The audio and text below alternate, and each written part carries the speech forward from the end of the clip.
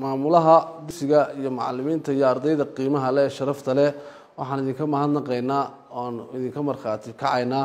sida qiimaha leh aad noo soo dhaweyseen ee sharafta leh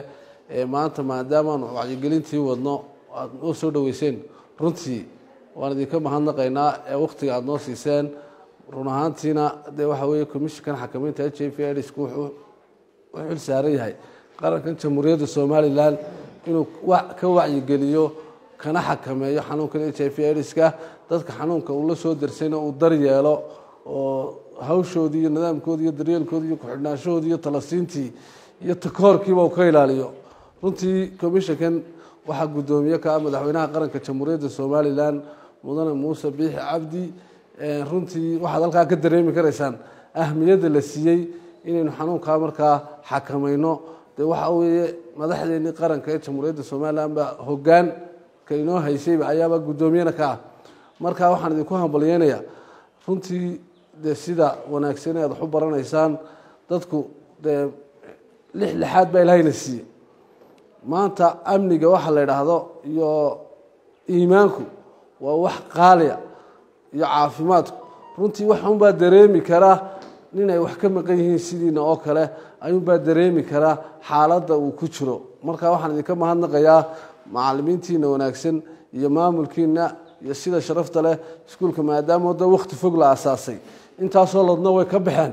maantana waxaad tihiin dee kuwii berritoola baxayey qaar dambana way idinka dambeeyaan marka inaad dadkana ku dhiirigelisaan inaanay waxba idinka maqnaynoo qof waliba wixii ilaahay uu siiyo oo nimcooyinka ilaahay isagaa qaybiye inaad alxamdulilah tidhaahdaan annaguna aan idinka mahadnaqno maadaamaan komishinkiinahayna waxaanu ahmiyadda idiin soo siinay dee looma shaqaynayo un dadkii indhaha qabay iyo dadkii lugaha qabay waxaanu meel walo aanu annagu bulshada ugu tegi karnaba waxaa qorshahaygu yahay inaanu miishinkaygu iyo fiishinkaygu inaanu gaadhno oonu taargid ka dhiganno oon wacyigelintaa ballaadhino hadda ka hor waxaan u tagnay iskuulkii dhagoolayaasha oo isaguna ku yaala daantaa ku yaala halka xaafadda la yidhaahdo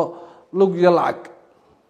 maantana alxamdulilah waxaanu joognaa dadkii dee aragga baahiyaha gaarkaa u qabay waxaan ilaahay idiin weydiinaynaa in ilaahay horta nuurkiina idiin soo celiyo in ilaahay idiin fudaydiyo inaa idinkuna niyadsan aada qaadataan oo sidaa wanaagsane maanta aad wax u baranaysaan ee aada u dadaalaysaan inaad u dadaashaan waxaan halkan ugaga faa'iidaysanayaa mar labaad inaad idinkuna wacyigelintii qeyb lixaadla ka noqotaan maanta kale waa kala maqantii sida warka aan ku helnay inay iswada gaarsiisaan oo guryaha ku noqotaan iyo kuwii dee indhaha qabay laftigooda marka halkan maanta presentationkan idinku jeediyo casharkan laysiiyo inaad idinkuna noqotaan qaar aan halkan ku haysanine inaad sii gudbisaan oo dadka gaarsiisaan oo fariintaasi dabeeta ay noqoto mid aynu wada gaadhaa oo waxaynu doonaynaa dee kenya caafimaadka qabay inaynu halkiisa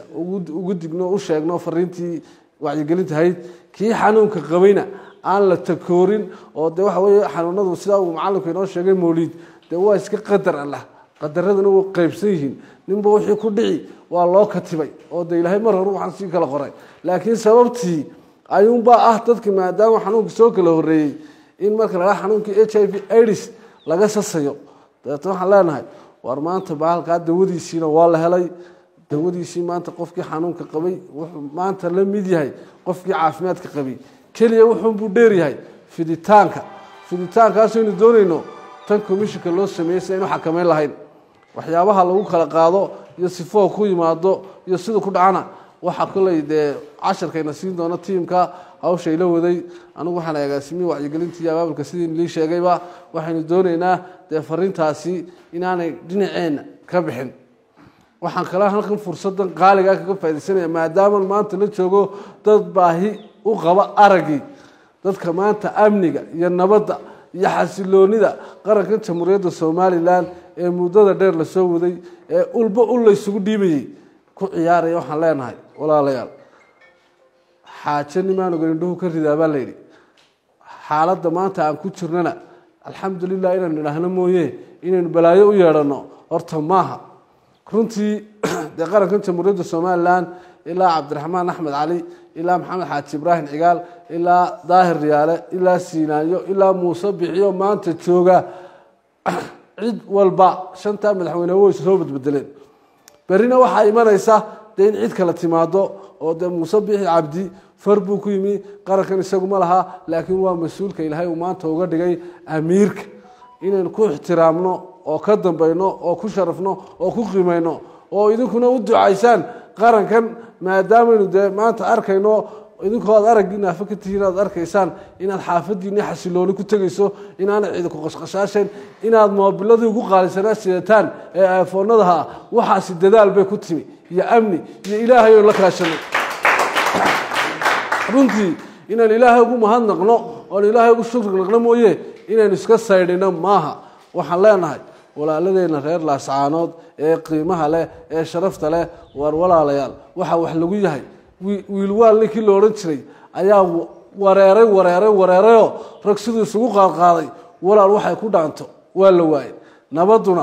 nabaduna naas la shaqay leedahay colaad male waxaan leenahay arrinka maanta odayaashu u baxeen ee wufuud isugu kala tageen ee garaadada horena u joogeen war nabadda aan ka talino nabad la'aan waa ayalaan qaxwa inoogu fidan kadeedkeedo kaliya waa cabsida maanta hadii walaal Hargeysa halkaas la isku dilay sidaad ku ambabaxaysa way adkaanaysaa